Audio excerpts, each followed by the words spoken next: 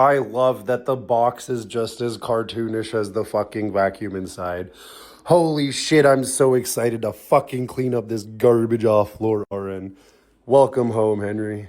All right, talking about Henry. Now, for those of you who don't know, yes, you can buy a vacuum with a smiley face. I may know because I work for a cleaning company and we use like a zillion of these, but I love Henry. So standard, these things come with a 5-year warranty, which is absolutely crazy. And if you go anywhere online, people will say two things. One, they're better than Dyson, and two, they will last you a lifetime. So I pretty much had to find out for myself. And I wanted a really, really cute looking vacuum, so I got the best of both. Actually getting into the function though, not just his looks, functioning is not even bad. So he has a little storage on the back for both of the little things you'd want to use. All of that can go there.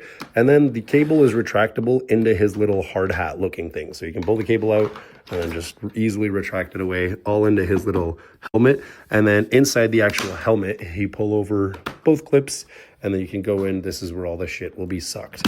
I got 4 bags because I got the Xtra. Henry specifically has 2 versions. There's the 160 and the 200. No real difference between the motor or anything like that. It's mostly just the actual size capacity for the debris that you'll be vacuuming. The 160 is 6 liter, 200 is 9 liter.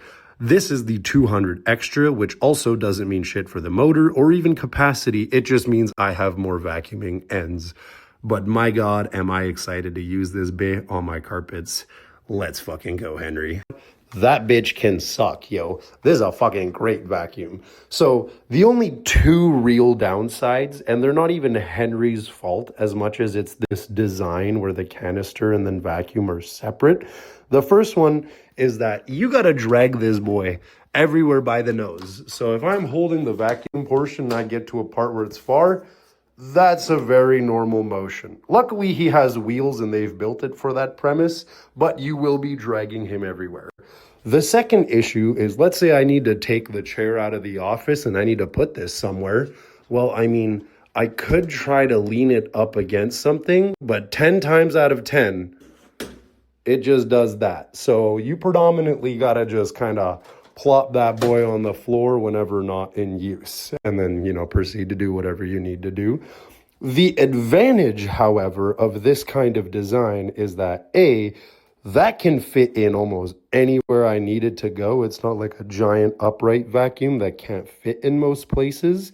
And B, like I mentioned earlier, that thing can sucky, yo. A Dyson V11 would fucking never. So this guy has like a regular mode, which is already like really fucking good, does like super well.